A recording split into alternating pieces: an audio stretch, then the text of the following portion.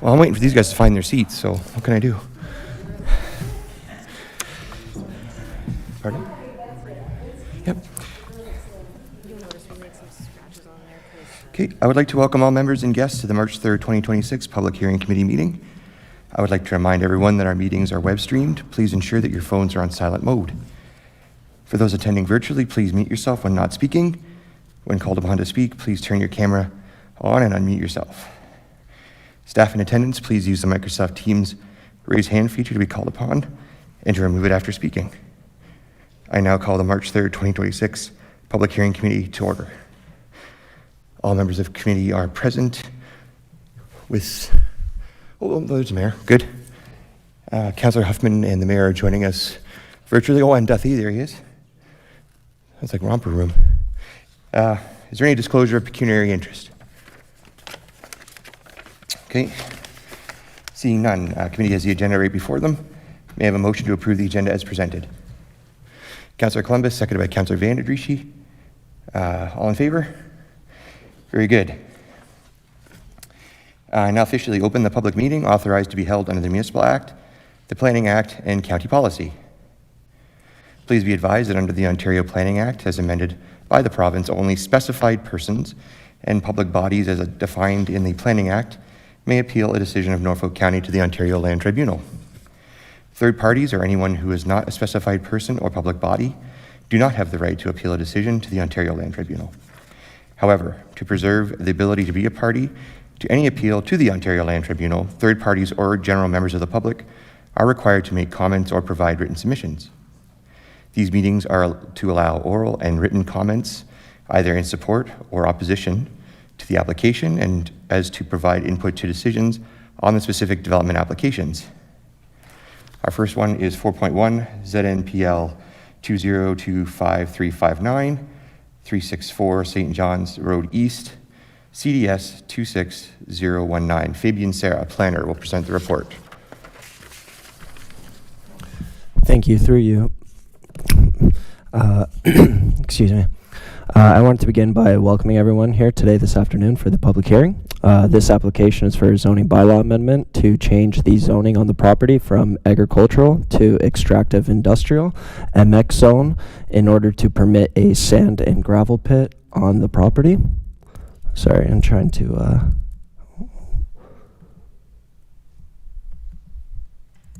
there we go. So the property is located on St. John's Road in Simcoe, and it's approximately 70 acres in size. It's located right there on St. John's Road. The adjacent land uses, it consists of primarily agricultural uses with some residential. There is a commercial site located across the road, but the predominant land uses are residential and agricultural for the most part. So the site is currently designated agricultural, and it is zoned accordingly as well. And to the south of the property there's a portion of it that's designated and zoned hazard lands as well. The project is not anticipated to encroach into that area in any capacity. So for the proposed zoning bylaw amendment, at a high level, the applicant's proposing to change the zoning on the property from agricultural to MX zone, extractive industrial. The licensed area contains approximately 2.7 million tons of aggregate resources. Based on the grain size and the test pit samples that were produced, it's suitable for concrete, mortar, granular B material. The pit is proposed to take place in a two-phased approach. So extraction is to occur sequentially to start in area 1 and then proceed to area 2, where the existing topsoil and overburdened soils would be stockpiled along the north and west limits of the area in order to reduce noise per the noise impact assessment that was produced for this application. And in terms of the technical reports, as I just mentioned, a noise study was provided, a planning justification report was provided, a hydrogeological study, an environmental assessment, a noise impact, and an archaeological assessment, as well as a traffic impact study were provided. Attachment C contains the technical comments, and for this application, there have been no comments from the public that have been received. If any comments come in after today's public hearing, they'll be incorporated into the council recommendation report. For preliminary consideration, staff have outlined four primary components, those components being transportation, land conservation, archaeology, and rehabilitation. So for transportation, there are some driveway and entrance improvements that are anticipated to the site. In terms of land conservation, the extraction limit doesn't include any area that's regulated by the LPRCA, and if that changes, then there's going to have to be consultation with the LPRCA, but it's anticipated that nothing is within the regulation limit. In terms of archaeological, they've provided a stage 1 and 2 study, and it's been determined that a stage 3 was not required, and those documents have also been filed with the Ministry of Citizenship and Multiculturalism. And in terms of rehabilitation, the property is to be done in accordance with the Aggregate Resource Act and provincial standards. The extraction resources will take place in phases that ensure the areas are not used for extraction and will remain for agricultural purposes until such a time that the aggregate extraction starts. In conclusion, this proposal is for a zoning amendment to change the zoning on the property from agricultural to extractive industrial to permit a sand and gravel pit on the property. Staff recommends that the staff report for development applications ZNPL 2025-359 be received for information, and that any comments received as part of this public hearing be considered as part of the future decision report. Thank you for your time. That concludes staff's presentation. Thanks, Fabian. Good job. Are there any questions of the committee on the report? Oh, Councillor Hoffman. Thank you, Chair Very. I know this is a little bit out of the ordinary for a report of this nature to ask this question, but will there be any added jobs once this gets going? Will it add some jobs to our community? Through you, Madam Mayor, I would defer to the applicant and the agent for follow-up on that question. Okay. Okay, thank you, Councillor. Any other? Oh, there's Mayor Martin. Please go ahead. Thanks, Mr. Chair. Through you, are we hearing from the agent or applicant today? Yes, she's in the gallery here. Okay, and then so I do have a question about one of the technical comments staff submitted, but it's probably best to ask to them. And through you to staff, is there any information that we collect from folks after we recognize how much aggregate is on site? So their studies are telling them 2.7 million tons. Do we know the duration of that collection process? How that's done? Like how many years until 2.7 million tons is collected and that site stays as an extractive industrial operation? Or is that just purely kind of speculative based on how often they collect from the site? So in response, so the application's actually, it's regulated by the Ministry of Natural Resources. So they're going to have to follow the regulations outlined by the MNR.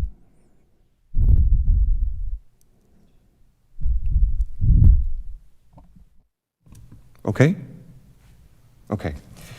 All right, so is there anyone in chambers who wishes to speak to, oh, sorry, Councillor Columbus, I didn't see you there. Go ahead. Thank you, Mr. Chair. A question I have is the application indicates that once the material is extracted from the site, that it will be turned back into agriculture. Fabian, can you describe what, I know it's a long ways down the road, but what kind of agriculture would it be turned into? Like, would the topsoil that's been scraped off end up going back on the surface? Is that it? And or what kind of crops do you anticipate would be planted there? Through you, my understanding is that the anticipated post-rehabilitation is grassland and plains style of rehabilitation, but I will also let the agent speak more of that to respond to that. Very good. Any more questions for staff? Okay. Is there anyone in chambers who wishes to speak to this report? Come on up. Please state your name. Yep, please. There's a button on your right to turn your microphone on. Luckily, our gentleman counselor is there to help you. Height Yep. challenge here. Good So- afternoon. My name is Melanie Horton, and I'm a land use planner with Escher Planning.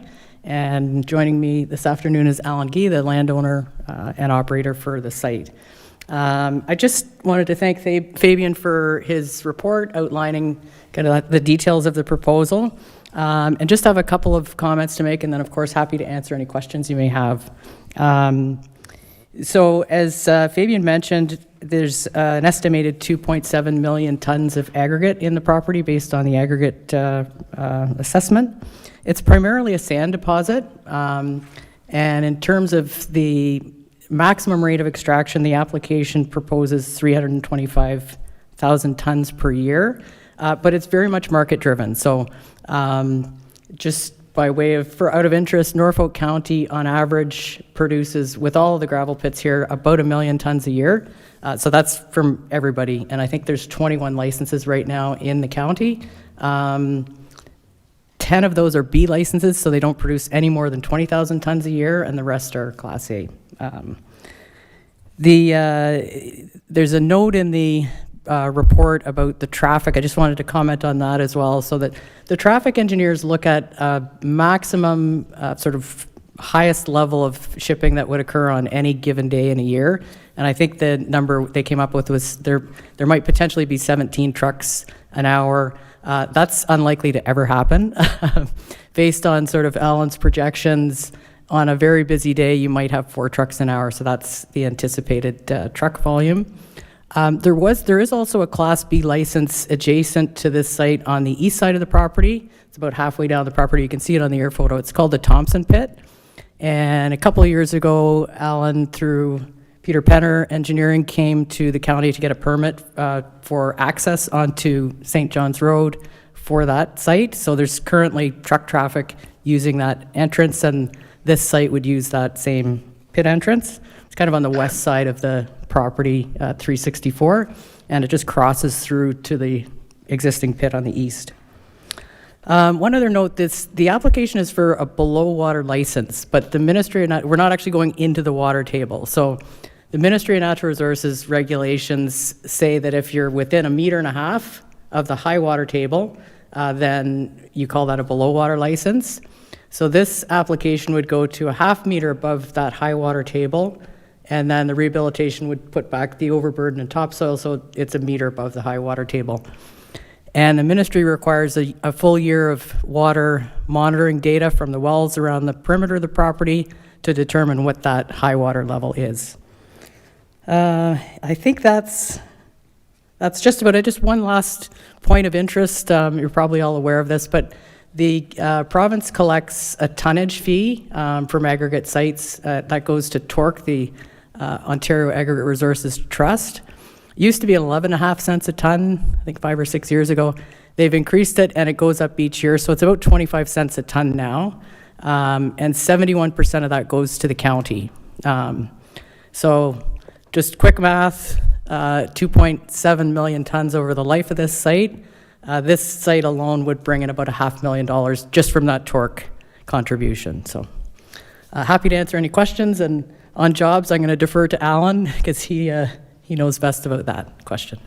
Okay, so we'll go back to the start of the questions since they are all related to the applicant. So, Councillor Huffman, do you have a question for the planner, or is it for the applicant directly? No, for the applicant. Okay, and I'm going to ask the same question. Mayor, is it anything for the planner, or is it the applicant direct? Either or, Mr. Chair. Okay. I'm just wondering about section 1C.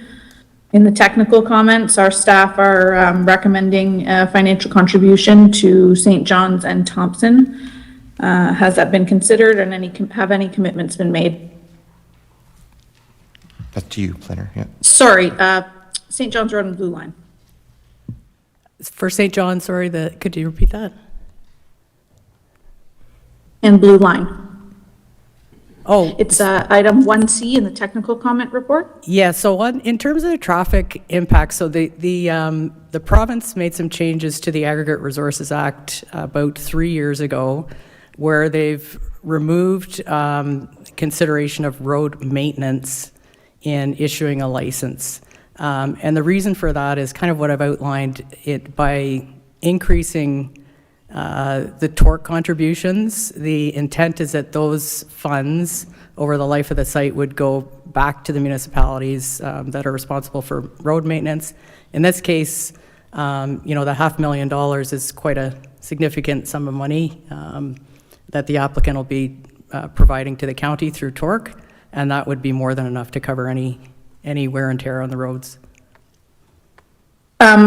Okay, from my position to staff to make a note on 1C, that does not fulfill the requirements of 1C. That's a provincial requirement.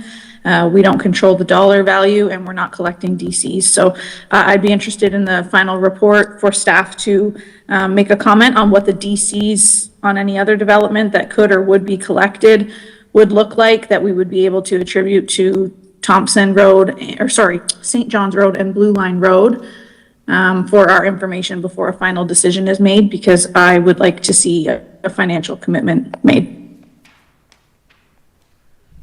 Thank you. Mayor, are you all set? Or is there any other questions?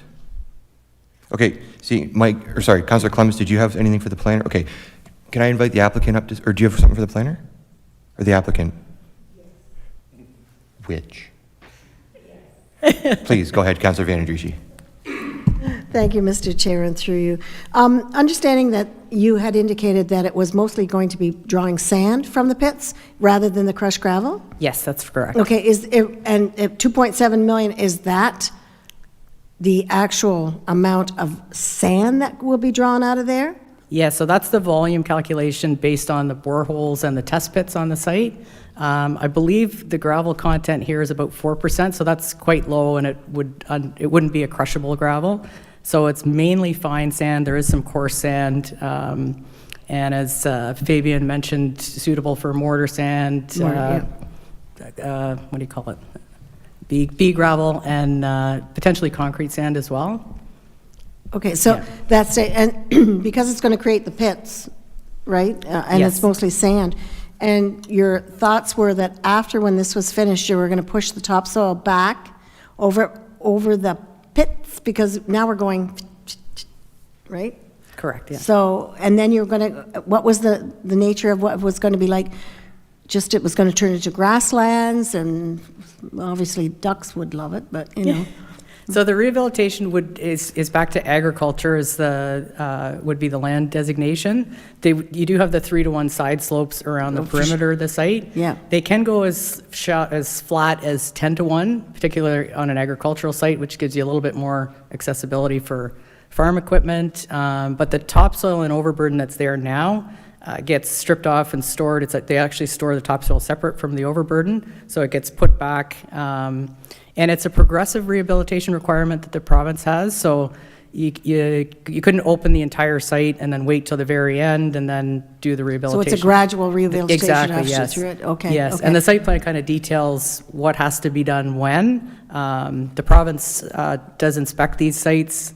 We'd like to see more inspections with their staff, but that's one of the things they're looking for is, has progress been made? And so pushing back all that topsoil is going to create berms, so it'll Yes. help with the noise that's going to be created. Exactly, Right, yes. Yeah. and the trucks. But you did mention that there were trucks coming out of there already.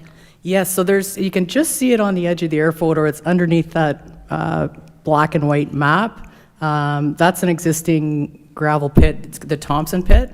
It's a B license, so it doesn't have a huge volume, but their access, they don't have direct access onto St. John's Road, so Alan actually operates that site as well. So they came to the county to arrange for access onto St. John's Road, I think 4 years ago. Okay. And just, is there any hills on this piece of land, or is it completely flat?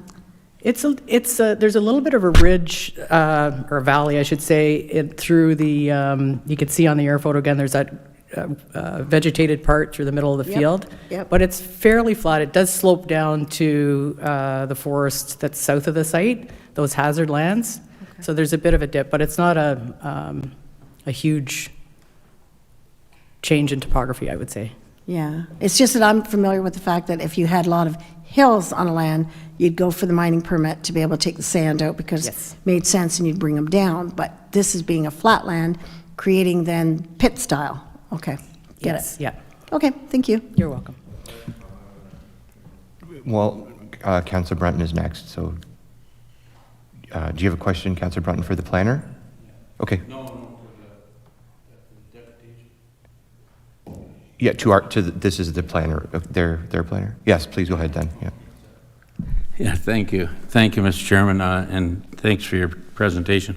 My question is, can you give me the figure again you anticipate on a yearly basis, tonnage? So the maximum that we've applied for in the license is 325,000.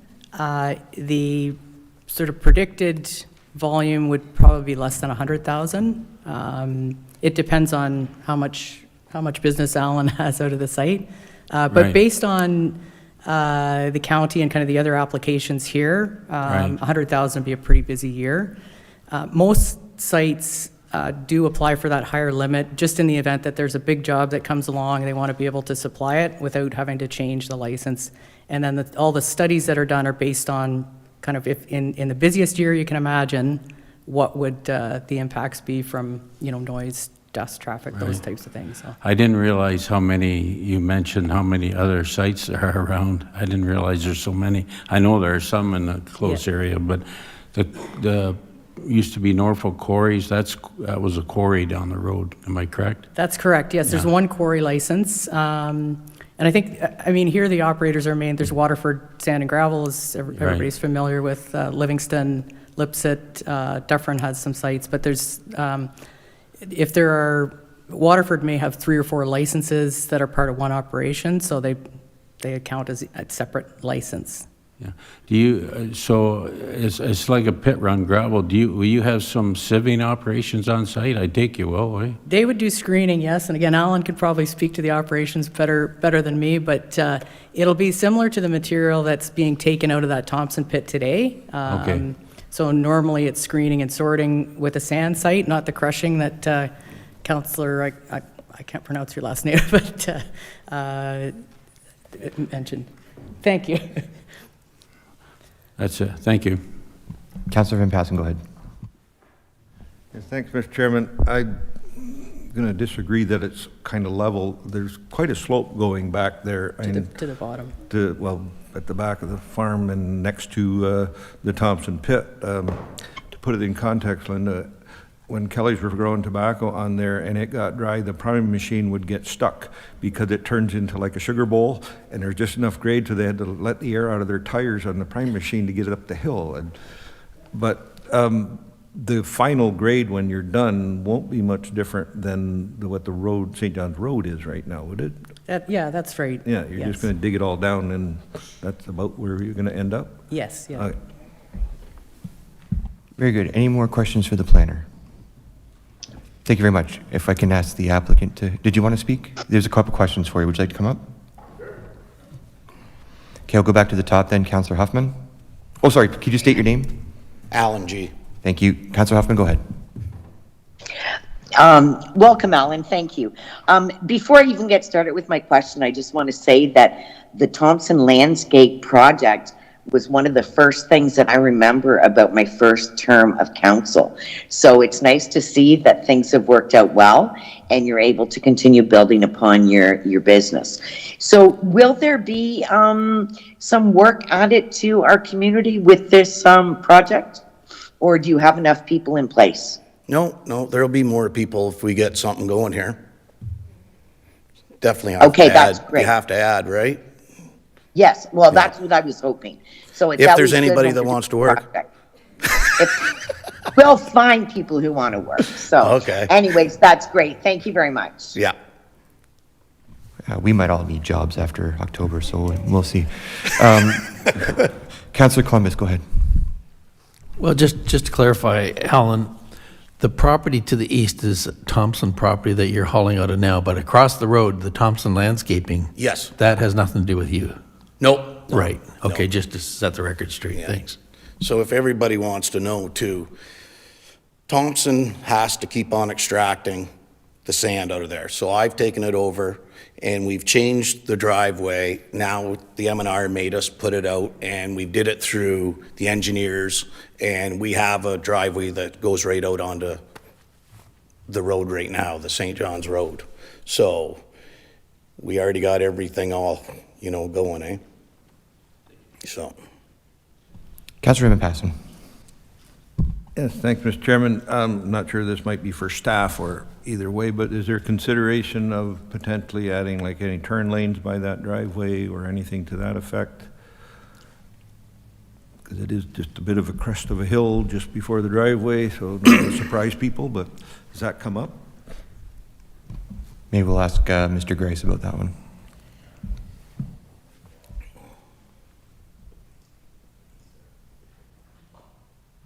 Sorry?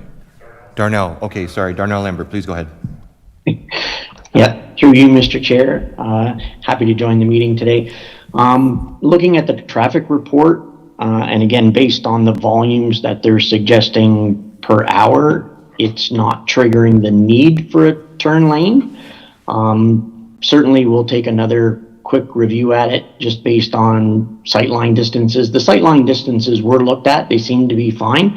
One concern that we did raise, however, is just the actual structural integrity of the road in that particular area. Just with the volumes of trucks that they're suggesting that will now go in and out of there, given that it would move up to a Class A, their report is suggesting at peak, you could be up to 34 trucks an hour. That's 17 in, 17 out. And it looks like, they might be suggesting that these would be quad axle or triaxle trucks, a little bit harder on the turning movement. So that's why we did ask for a little bit of a review of the integrity of the road, and if necessary, make improvements to it just to support the operation. Thanks, Darnell.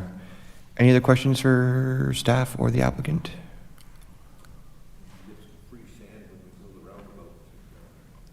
There you go. We can make a deal. All right, we're making deals. Okay, thanks very much. Okay. Unless there's anything you'd like to add yourself. No, Okay, I'm good. thank you very much. Is there anyone else in chambers who would like to speak to this application? Okay, is there anyone online who would like to speak to the application? Okay, seeing none, I will ask if someone wishes to move the staff recommendation, which is on your screen, or is it coming? Yeah, okay, Councillor Van Passen moves. Is there a seconder? Seconded by Councillor Columbus. Any discussion or debate? Seeing none, I'll call the question. All those in favor? Very good, thank you very much. Okay, so that's it for today. So can I have a motion to adjourn, please? Councillor Brunton, seconded by Councillor Michelli. All those in favor? Thanks for coming. Thanks, everyone. Thanks, everybody. Have a good evening.